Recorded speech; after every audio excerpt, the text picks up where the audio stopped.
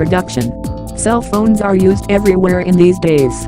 Jammer is an electronic device that helps us to keep away from noise or disturbance of cellular phone calls.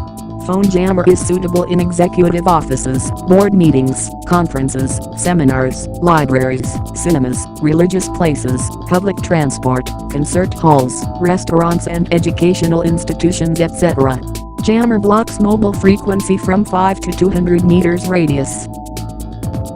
Basic work process. Disturbing a cell phone signal by jamming it in a particular area. Mobile phone towers divide the city into small areas. A jamming device transmits on the same radio frequencies as the cell phone.